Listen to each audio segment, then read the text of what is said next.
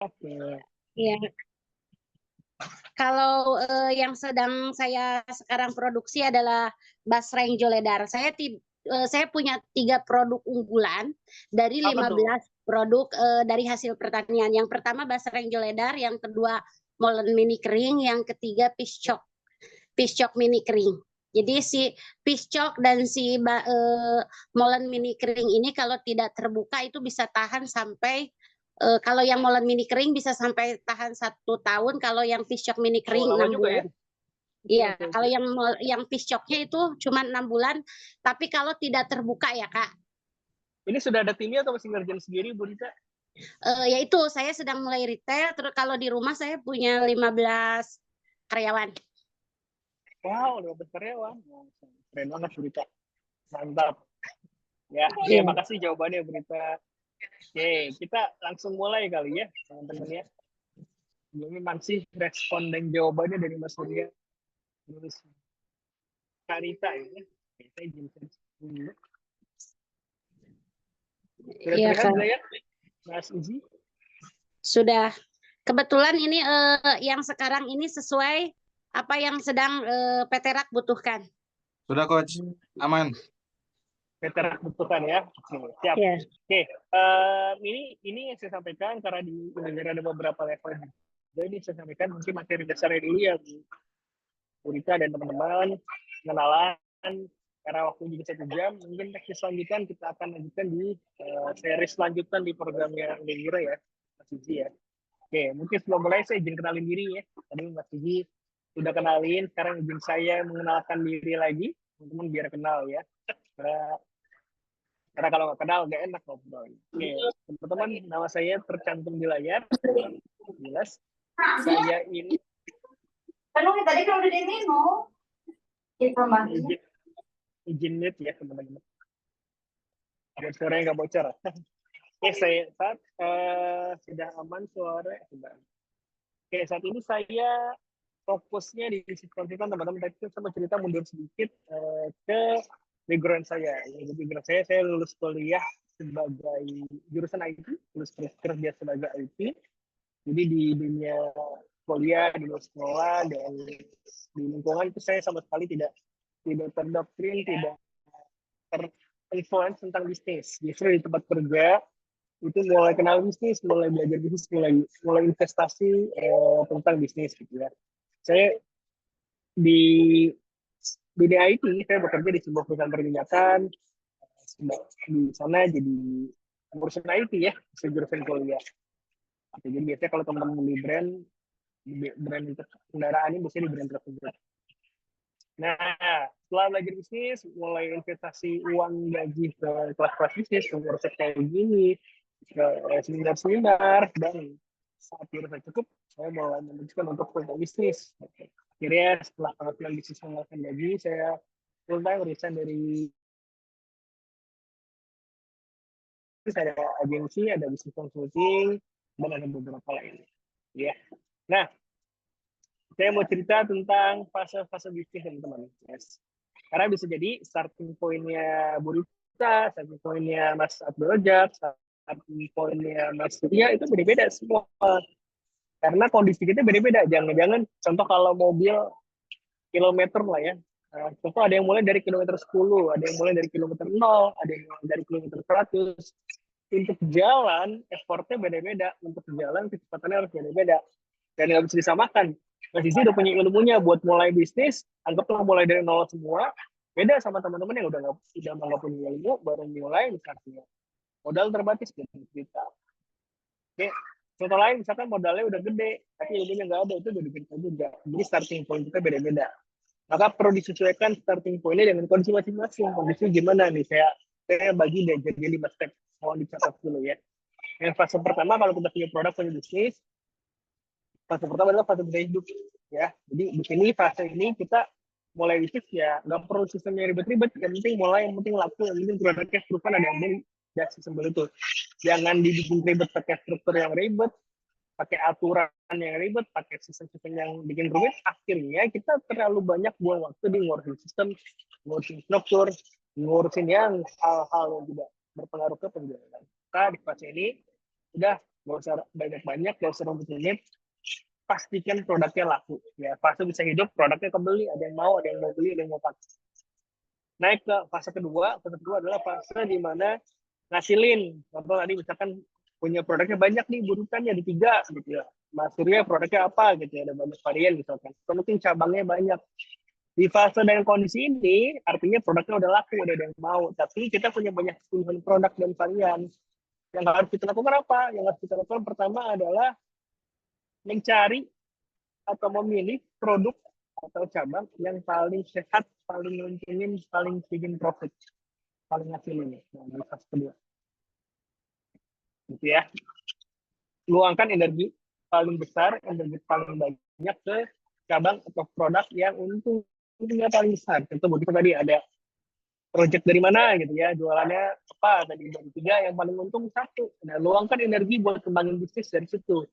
Buat ekspansi, tambah lagi cari gimana bisa dapat boom makronen dan boom project lagi sehingga akhirnya kuantiti makin besar, omset makin besar, punya margin makin lebar yang bisa diputar lagi di bisnis.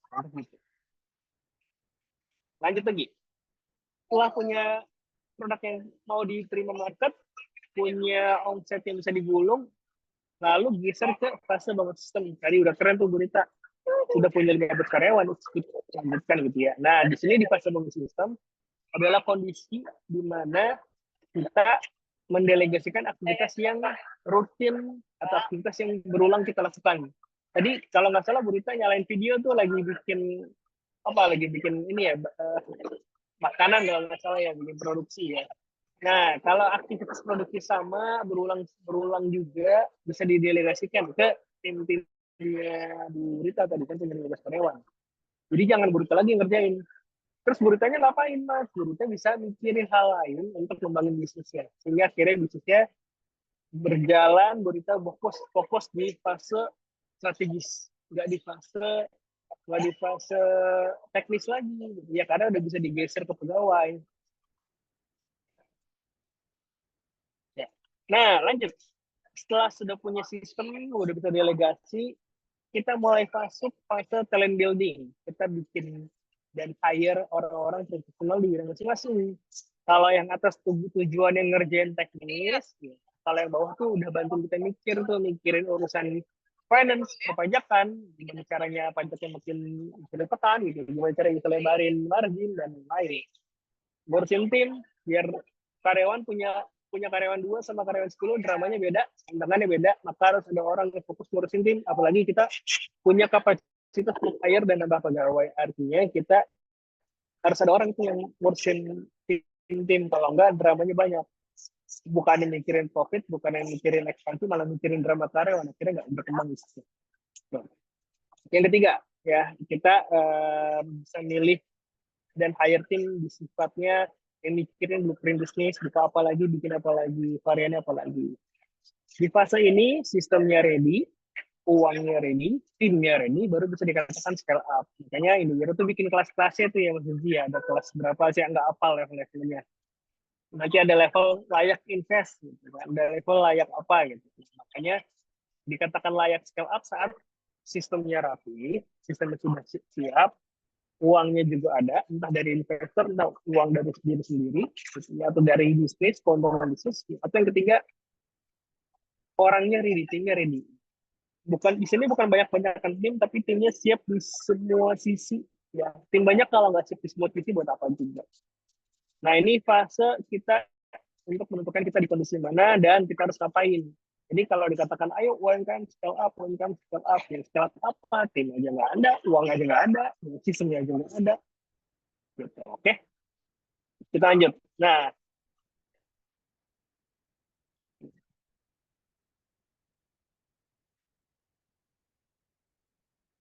oke, kita lanjut ya. Nah, saya mau bahas tentang apa faktor paling menentukan di bisnis. Boleh jawab, Bu Rita, Pak Surya, Mbak Sinta, Kang Tepi, Mas Muzamil, Mbak Latifah. Oke, saya jawab. Apa faktor paling menentukan dari bisnis adalah kerjasama tim, terus ini apa gambaran pasar dan tujuan Pasar, dari apa sih gambaran pasar atau pasar mana yang membutuhkan produk kita, kemudian tujuan kita yang satu tujuan bersama karyawan dan tim kita itu sangat memberikan faktor yang paling menentukan dalam bisnis, karena suksesnya bisnis adalah adanya kerjasama dan konsisten. Oke, kalau boleh ditarik satu kata yang menentukan apa, Bu Rita?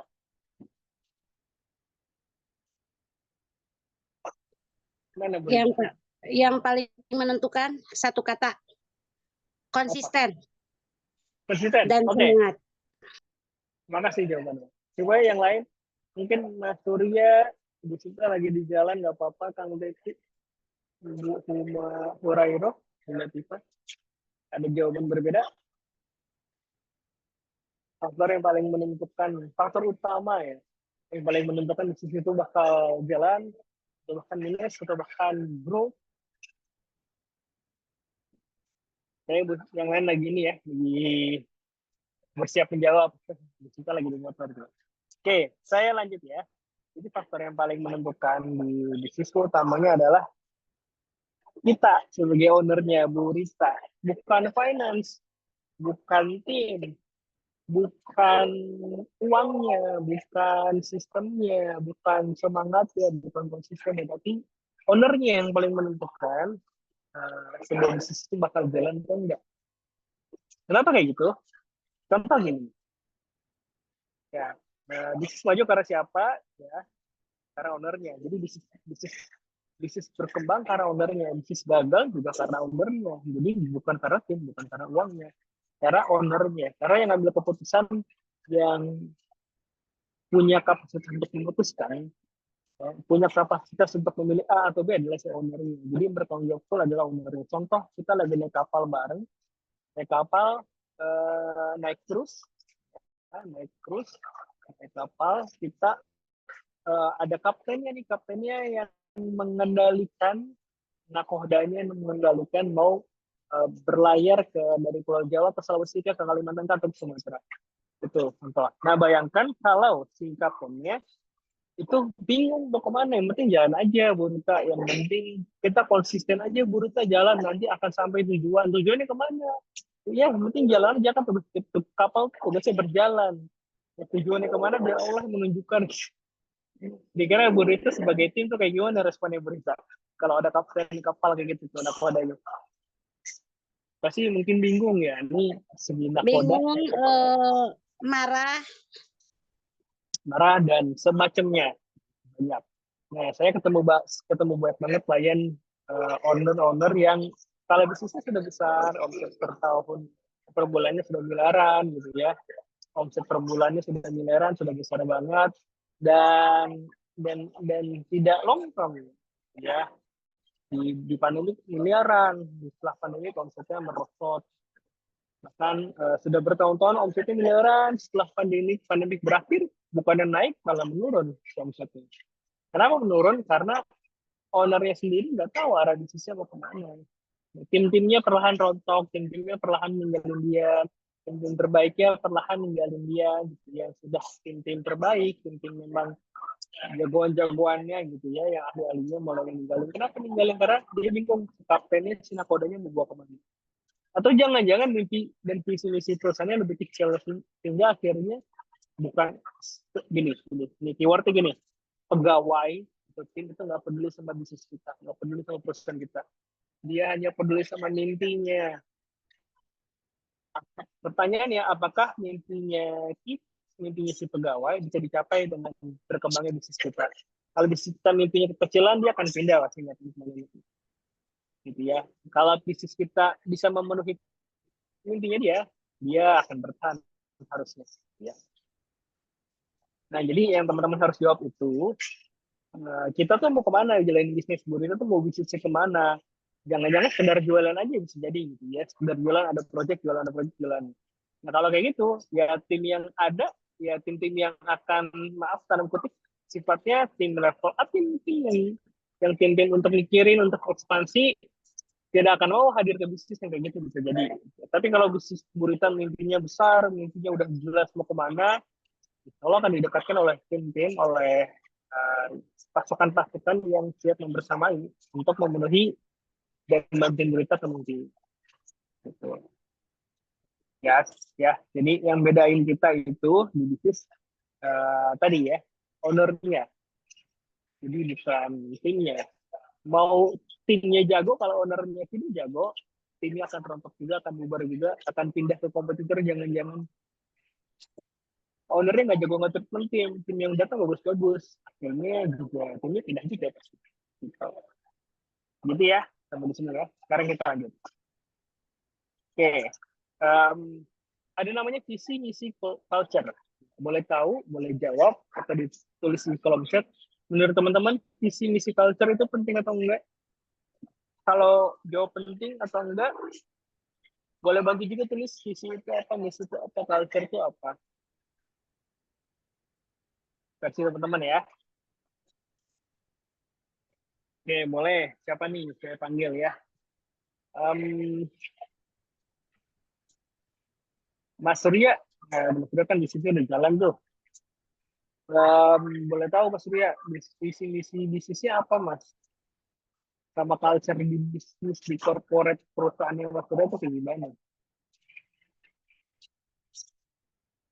Penting. Terima kasih jawabannya.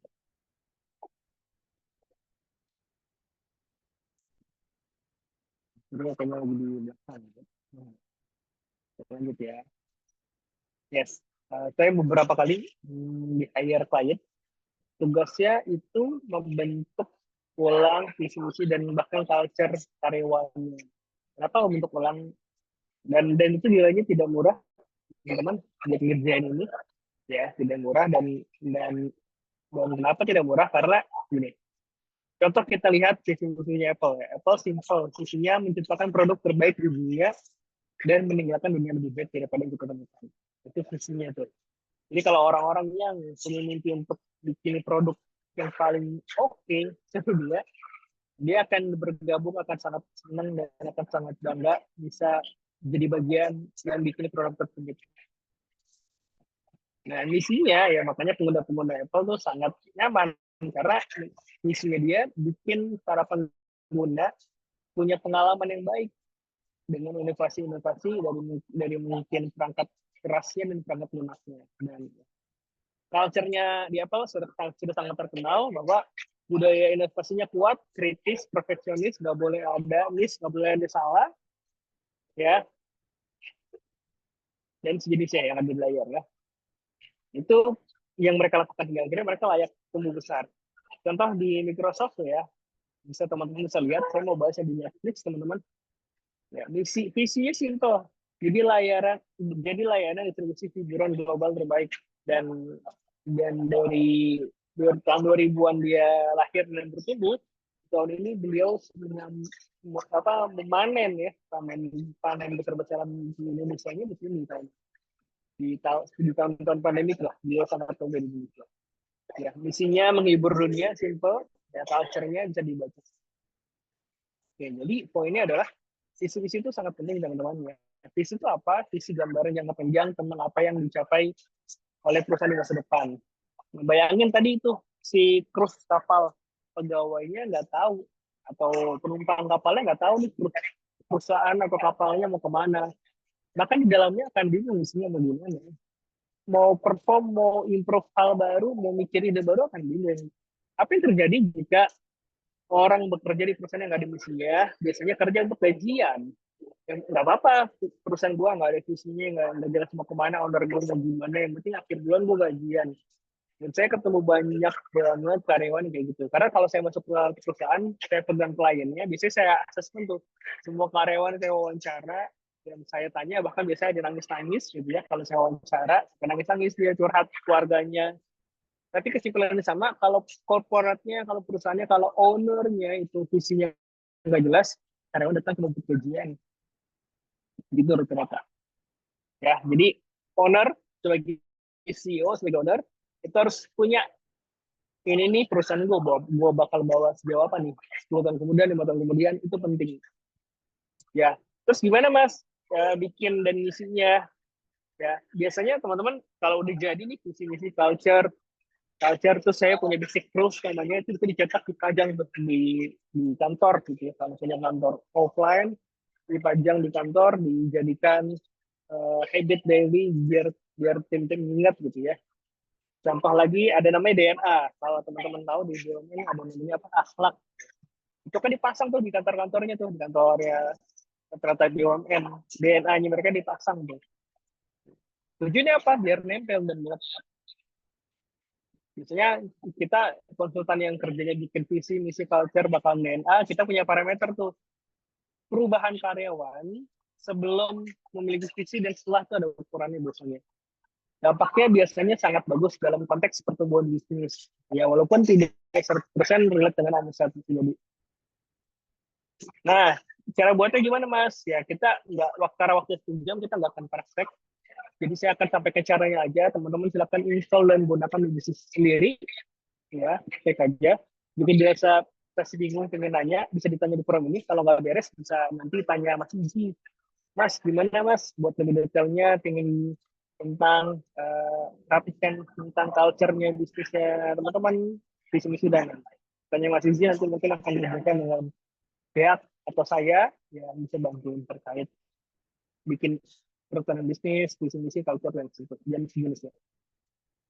Yes, buat bikin visi, yang pertama adalah pastikan relevan dengan tujuan yang panjang. Jadi harus ada tujuannya. Untuk contoh saya gabung di organisasi ya, Pak Sandi, OCOC. Kita punya visi misi buat 5 tahun. Dan clear itu 5 tahun mau ngapain, visi itu diturunkan ke semua direktur. Jadi masing-masing direktur itu punya target untuk mencapai visi misi tersebut. Jadi clear. Kita mau improve, kita mau ngerjain apapun, terserah asal mendekatkan diri kita ke visi. Simpel kayak gitu kan. Jadi karyawan hadir itu karyawan itu kerja di sana untuk mencapai visi sehingga akhirnya sebagai owner kita terbantu kan gitu ya.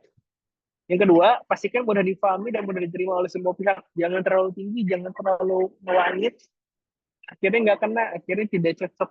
Contoh misalkan sekarang omsetnya baru 5 juta. Visinya adalah pengen, contoh visinya jadi omset, walaupun nggak boleh ya. Visinya pengen omset 100 M. Nah, dia ngeliat kantornya, dia ngeliat produknya, karyawannya aja nggak yakin. Atau mungkin dia nggak kebayang untuk angka target visinya itu gimana. Jadi pasti akan nggak tercapai. Itu mungkin bahasanya bisa dimaknai. Yang ketiga, fokus pada dampak jangka panjang perusahaan. Jadi dengan visi tersebut, perusahaannya bisa tumbuh, termasuk organisasi bisa berdampak dan bisa tumbuh juga. Yang kedua, misi. Misi itu apa? Simpelnya, misi itu adalah pernyataan tentang alasan perusahaan dan bagaimana perusahaan mencapai visinya. Jadi misi ini adalah how-to-nya nih untuk bantuin mencapai visi utama perusahaan. Di situ teknisnya, how-to-nya. Visi itu utamanya, visionernya, gambaran targetnya. Nah, terus apa yang mau dibikin di misi?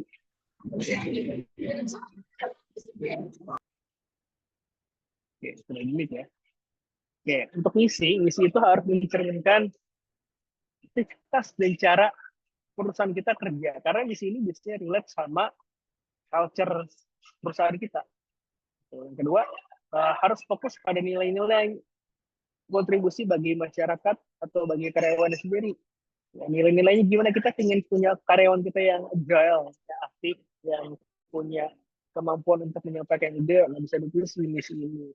Atau mungkin punya eksplorasi ide kreatif yang lebih luas, boleh diinstal di misi ini. Sehingga akhirnya si karyawan itu tahu, misi perusahaan itu ingin karyawannya lebih kreatif, maka saya punya hak untuk berkreatif di sini.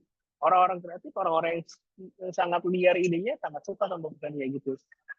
Maka dengan adanya misi ini, kita akan didatangkan sama orang-orang yang mimpinya sama, yang visi misinya sama. Kalau visi misinya kecil, visi misinya nggak bagus, jangan heran kita didatangkan dengan tim-tim yang kadang bikin pusing kita gitu ya. Kadang malah bikin kesel kita, ya karena jangan-jangan visi misinya mendatangkan orang-orang yang kayak gitu. Kan visi misi ini jadi doanya si owner ya. Kita doa pingin dapat omsetnya 10M, tapi di hati nggak yakinnya mas 100 juta gitu susah, yakinnya mas 10 juta. Gitu ya, kita doa tapi di hati nggak yakin, maka akan didatangkan yang diyakini ya, karena kalau di bagi yang Islam kan Allah itu aku sesuai prasangka hambaku ya, prasangkanya jadinya 10 juta, ya udah di sini 10 juta per bulan kan. Nah sama kayak perusahaan, misinya kayak gitu aja, maka akan didatangkan oleh orang-orang yang kayak gitu, yang kapasitasnya rendah bisa jadi. Ya, misi yang ketiga adalah buat singkat, jelas, padat juga kalau bisa sama inspiratif ya, biar jadi inspirasi pembacanya, tim-tim kita, sehingga akhirnya organisasinya lebih semangat ya membaca.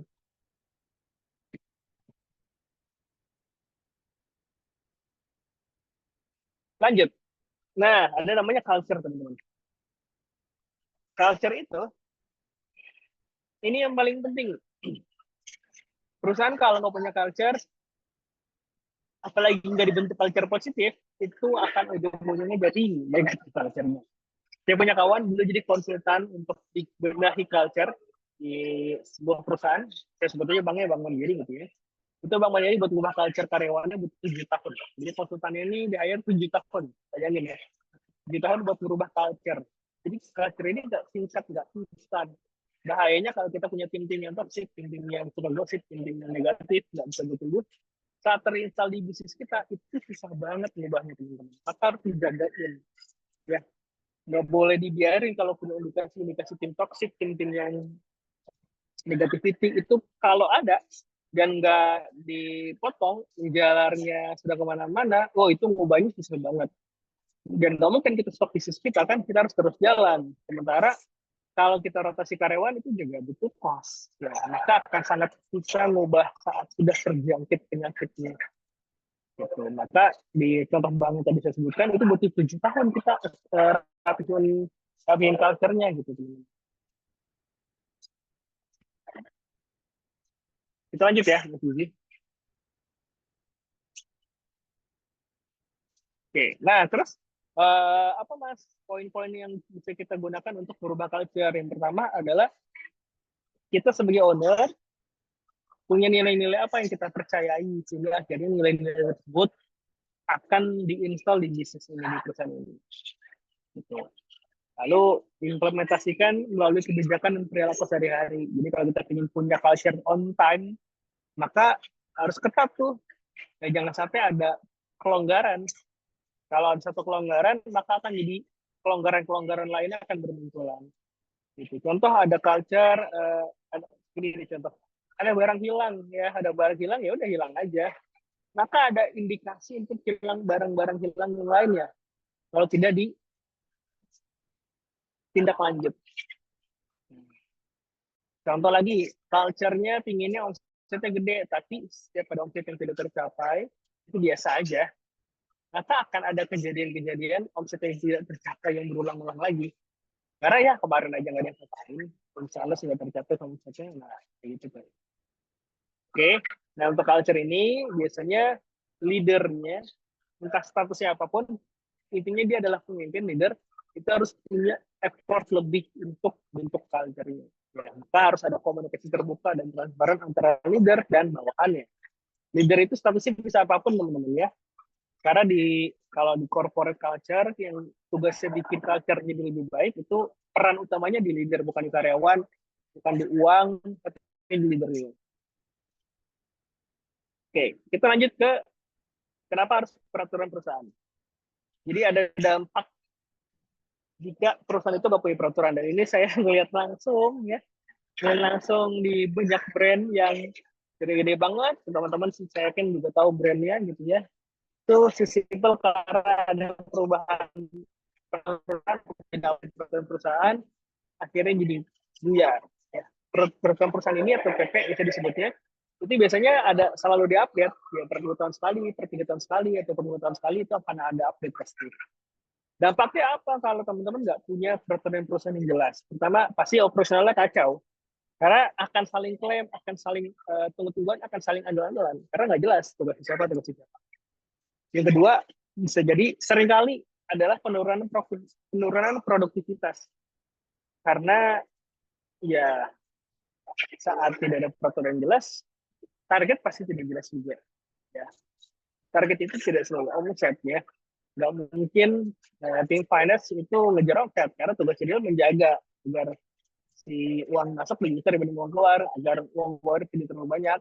Ini keseimbangan dari dunia finance. Maka jika TP-nya tidak ada, biasanya produktivitasnya turun. Ketiga, ini yang paling sering, konflik antar karyawan pasti ada kalau PP-nya nggak ada. Entah karena saling tunggu-tungguan, entah karena saling halang-halang, entah karena nggak jelas statusnya, entah karena kontraknya juga nggak jelas, akhirnya berantem, dan lain-lain. Dramanya banyak.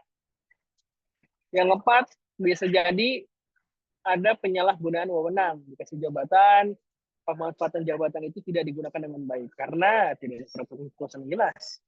Ya, terus mereka yang punya jabatan, terlalu overpower sehingga yang di bawah tidak berani menegur juga karena cuma karyawan, nggak mungkin menegur orang-orang yang megang jabatan. Kelima, pasti pengambilan keputusan tidak konsisten karena tidak ada acuan, tidak ada landasan. Nah, keenam yang saya lagi temuin ini lagi saya pegang kebetulan ya, turunnya kepercayaan karyawan. Karyawan itu saat kepercayaannya turun, potensi hilangnya sangat besar.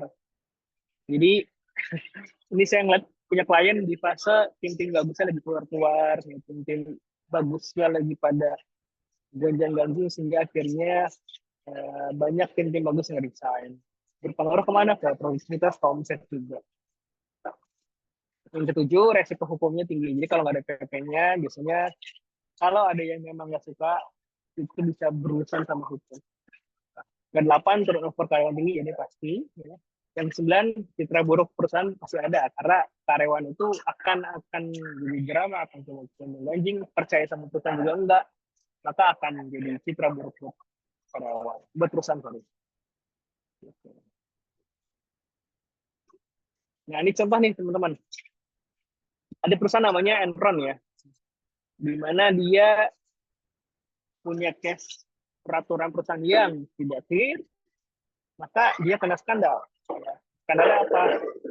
Skandal manipulasi laporan keuangan dan hilang aset senilai uang dan aset senilai miliaran juta dolar gitu ya. Banyak banget itu kalau dirupiahin. Karena apa? Karena peraturan perusahaannya tidak jelas. Ini tahun 2021 tapi ya.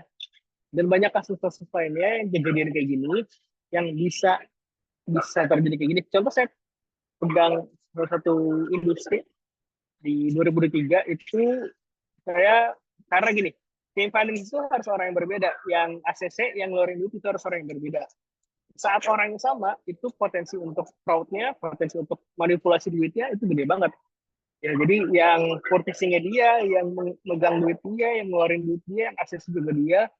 Akhirnya saya dalam waktu di 2003, dalam waktu 3 bulan, nemuin kasus korupsi di situ.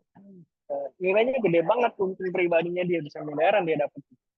Tapi next tindak lanjutnya gimana mas kasus korupsi itu? Yang nggak dipapain, karena kebetulan yang jadi pelakunya adalah saudara sama si owner, jadi ya nggak bisa dipapain juga. Tapi dampaknya apa? Dampaknya perusahaannya akhirnya jadi lambat, walaupun tidak bikin bangkrut gitu ya, walaupun jadi lambat. Harusnya uang yang bisa dipakai buat iklan, buat promosi, buat marketing, buat cabang, tapi tidak, betul kantong pribadi. Kenapa kayak gitu? Karena nggak ada PP yang jelas.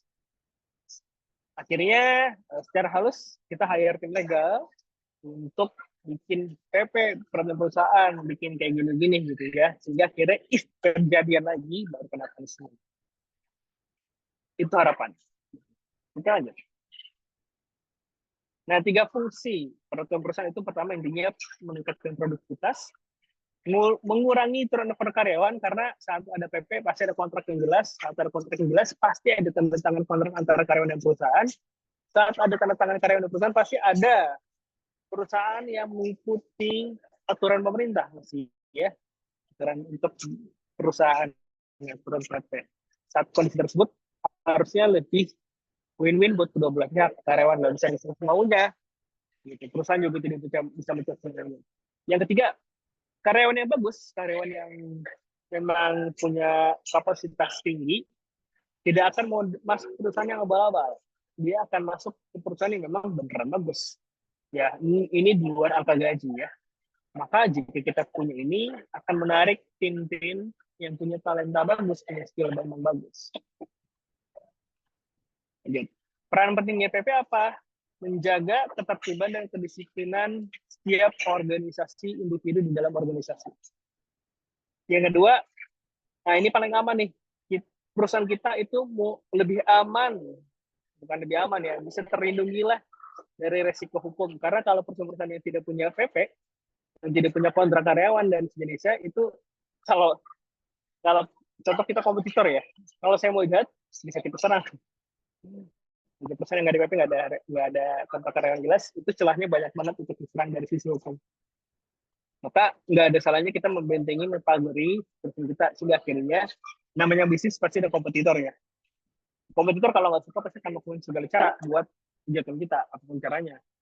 Entah dari cara ambil market, entah dari cara iklan yang lebih gede, atau bahkan dari cara yang tidak halal gitu ya, misalkan yang laporin kita atau apapun bentuknya. Nah, IG karyawan itu juga salah satu cara dia untuk menang dari kita. IG karyawan, kantor, dia ambil karyawan terbaik kita dengan gaji gede, sekarang. Yang ketiga, lanjut, adalah meningkatkan produktivitas dan efisiensi. Jadi saat produksi harusnya normalnya karyawan itu punya kapasitas untuk produktif lebih. Tinggal tadi bikin fokus bikin culture. Kalau sudah ada karyawan banyak tadi kayak Burita, Pak Surya, kalau karyawan sudah di atas 10, mulai fokus bikin culture tuh di perusahaan ya. Cara bikin culture next kita bahas kapan-kapan. Nah, karena di sini sudah Burita udah punya karyawan, Mas Surya sudah punya karyawan, mungkin yang lainnya harusnya mirip-mirip mungkin ya. Punya karyawan juga harus soal SOP sudah dimudahkan. Saya nggak bahas teknis bikin SOP nih, karena waktunya tidak keburu ya. Mungkin saya kasih tahu sekilas dulu. Dampak kalau perusahaan nggak punya SOP, saya 2003 kebetulan saya punya klien yang nggak ada SOP-nya. Sorry 2004 ini, 2004 bukan 2003. Karyawan nggak ada SOP-nya, nggak ada kontrak kerjanya. Tapi skala omset bisnisnya itu miliaran teman-teman. Ya omset bulanannya miliaran, tapi karyawan itu nggak ada SOP-nya, nggak ada kontraknya. Ini akhirnya gonjang ganjing antar karyawan ada, berantem antar karyawan ada. Karyawan itu bingung kerjanya mau ngapain. Contoh lah, case asli. Jadi tim lapangan itu komplain ke tim desain, tim lapangan, tim yang kerja di lapangan, dia komplain bahwa ngapain lu kerja desain doang, dengan bantu di lapangan, desain doang kok sejam beres. Dikira dia tuh ngurusin digital, ngurusin desain tuh sejam beres, ternyata kan butuh seharian bahkan lebih dari itu. Nah, akhirnya akan ada kayak gitu karena nggak ada SOP yang jelas. Nah, dampaknya apa? Satu, kehilangan standar kualitas. Pasti kualitasnya turun. Kayak tadi tuh Bu Rita, siapa? Kang Surya atau dia? Kalau udah ada SOP aja, bisa jadi ada yang melanggar, apalagi nggak ada. Bayangin, nggak ada aturannya kan. Yang kedua, waktu dan SDM kita bisa dibuang. Karena kita harus ngajarin terus, monitor terus ya capek. Yang ketiga, kegagalan dalam audit dan kepatuhannya. Kalau memang ada auditor dari luar, kita pasti kena. Yang keempat, sulit untuk melatih karyawan baru. Jadi kalau karyawan yang ganti-ganti terus, turnover tinggi, kebayang ya effort untuk melatih orang barunya gimana. Kelima, paling sering ya memang udah jelas kalau SOP nggak ada, pasti ada kesalahan operasional. Saya pernah pegang klinik, SOP untuk ordernya nggak clear, order ke pabrik, yang akhirnya stok di klinik itu selalu habis produknya. Dan untuk order ke pabrik itu butuh 2 bulan. Akhirnya setiap 2 bulan delay, banyak stok kosong. Akhirnya berpengaruh kemana? Ke duit kalau misalnya. Karena saat orang mau bayar, ini nggak ada. Nunggu 2 bulan. Resikonya kan kalau orang ke klinik nggak mungkin nunggu 2 bulan. Wajahnya butuh dirawat, harian gitu ya. Yang buat di rumah. Akhirnya lama-lama pindah ke kompetitor. Omset menurun, penjualan menurun, customer pindah. Itu resikonya. Cara bikinnya gimana? Saya nggak bahas teknisnya sekali lagi, ini karena panjang sekali dan tiap diskusi beda-beda. Tapi intinya bikinnya perannya ada 3 ini ya teman-teman. Menjaga ketertiban, kesimpulan, melindungi perusahaan dari risiko hukum. Ini nggak update ya. Sorry, nggak update.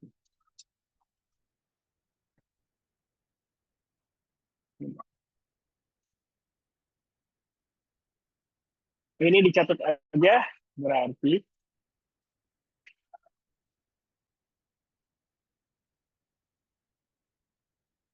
bentar, teman-teman.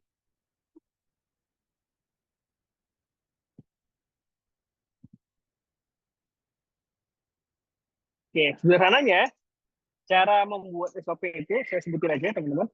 Yang pertama, divisinya silakan disesuaikan. Ya, lalu proses apa yang diperlukan untuk orang itu mengerjakan dari awal sampai akhir. Ya, contoh proses untuk merekrut karyawan, bikin flowchart itu, posting di JobDB, LinkedIn, menghubungi email, kedua, yang ketiga filtering oleh tim HRD, yang keempat pemanggilan, yang kelima wawancara dan seterusnya. Jadi prosesnya ditulis semua, ya. Termasuk proses produksinya gurita tuh tadi, proses bakso goreng, satu apa, dua apa, tiga apa, empat apa, sampai seterusnya. Itu jadi selesai. Oke, nah pastikan selain prosesnya, tentukan tujuannya biar apa gitu ya. Yang ketiga, kalau kan yang ngerjain gurita tuh bikin bikin bakso gorengnya, kumpulkan informasi penting, misalkan berapa menit ngegorengnya, bumbunya berapa banyak, yang dicelupin berapa banyak, atau mungkin kalau HRD merekrutnya parameter karyawan bagus tuh apa aja, tambahkan informasi penting di aturan SOP. Pastikan langkah-langkahnya jelas. Terus PIC-nya itu divisi apa, divisi HRD, PIC-nya siapa, waktunya berapa lama buat ngerjain kerjaan ini. Nah, itu harus dihitung tuh. Nah, biasanya saya kalau memang perusahaan sudah berjalan, saya taruh tim untuk nempelin misalkan nempelin tim desain. Dia mau bahkan tim desain terkali itu ditungguin, dihitung, ditempelin. Dia ngedesain berapa lama, dia ke toilet berapa lama, dia makan siang berapa lama, kita dinyatet. Gitu. Lalu kalau sudah dibikin, flowchart-nya sudah jadi, mulai dicoba SOP-nya. Ya. Dicoba berkala, ada yang direvisi, bisa jadi ada yang diupdate, bisa jadi ada, silakan disesuaikan. Setelah diupdate, direvisi, silakan dievaluasi SOP-nya, jika sudah pasti, difiksasi, masukin PP, peraturan perusahaan, baru jadikan rules perusahaan. Dan misalnya ngapain? Misalnya monitor aktivitas. Gitu. Oke, sampai di sini karena sudah 15.57, ya ingin teknis tapi tadi karena waktu terbatas, kita masuk ke bikinnya dulu aja kali ya Mas Zizi ya. Sebelum saya tutup, bikinnya bingung pasti, bikinnya rumit, tapi saya yakin kalau teman-teman mau bisnisnya tumbuh, mau bisnisnya berubah, mau bisnisnya aman, kalau emang nggak bener-bener mau, pasti akan ada semua alasan. Tapi kalau teman-teman mau bisnisnya lebih baik, secara SOP lebih tersistem, tadi kan kalau mau bangun sistem, keywordnya adalah SOP dan peraturan. Kalau mau benar-benar mau berubah, mau benar-benar naik level, saya percaya akan ada selalu jalan. Ya, terima kasih dari saya. Sekian, saya kembalikan ke Mas Yudi. Wassalamualaikum warahmatullahi wabarakatuh.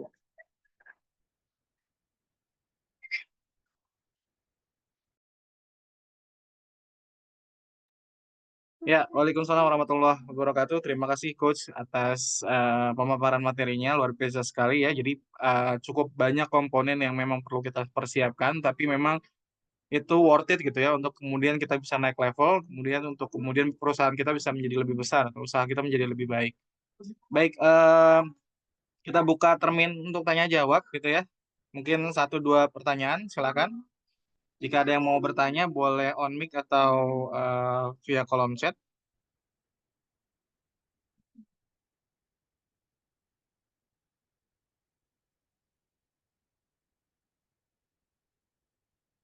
Tidak ada yang ingin bertanya? Kalau tidak ada bertanya, kita closing. Oke, nampaknya mungkin pemaparannya sudah cukup jelas, tapi mungkin untuk pertanyaan nanti bisa rekan-rekan tanyakan via grup WhatsApp gitu kali ya.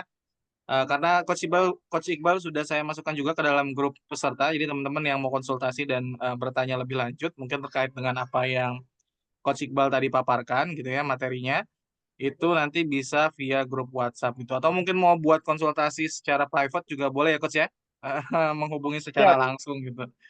Jadi rekan-rekan mungkin bisa lebih lebih komplit gitu ya untuk bisa mendapatkan akses materinya bahkan atau mungkin langsung penerapannya ke bisnis secara spesifik gitu ya karena memang untuk bisnis ini setiap orang tuh memiliki beda-beda gitu ya untuk treatmentnya atau kemudian budayanya, SOP-nya dan lain sebagainya gitu ya. Jadi memang perlu treatment khusus masing-masing gitu ya, tergantung dengan produk atau jasa yang dipasarkan seperti itu.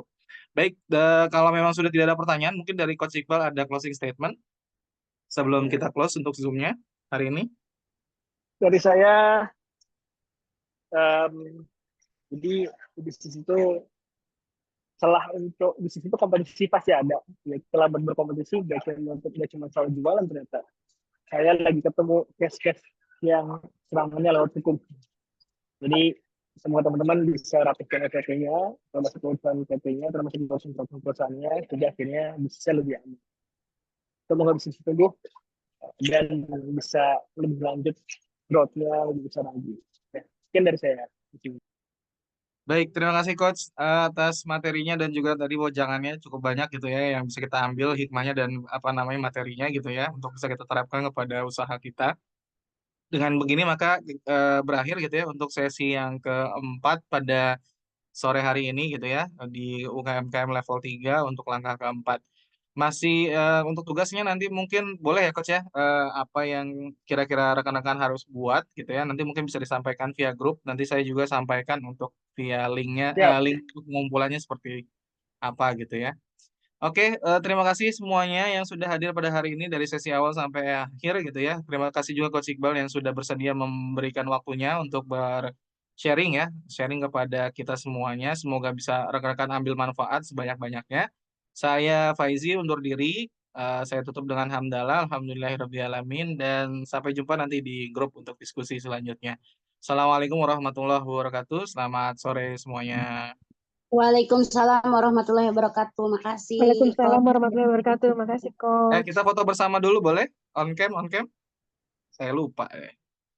Ini jadi agenda wajib kayaknya ya. Coach Iqbal mungkin masih boleh berapa menit? Berapa menit? 1 menit. Siap. Siap. Yuk, yang bisa on cam, kelihatan wajahnya, kita bisa foto bareng. Oke. Kita lagi belanja di mall. Hitungan ketiga, silakan senyum terbaik ya. 1, 2, 3. Sekali lagi senyum yang terbaik. 1, 2, 3. Oke, sekali lagi terima kasih ya rekan-rekan semuanya. Sampai jumpa di grup ya. Semoga sukses selalu, semoga sehat selalu, dan berkah semua usahanya ya. Assalamualaikum warahmatullahi wabarakatuh. Thank you Coach Iqbal.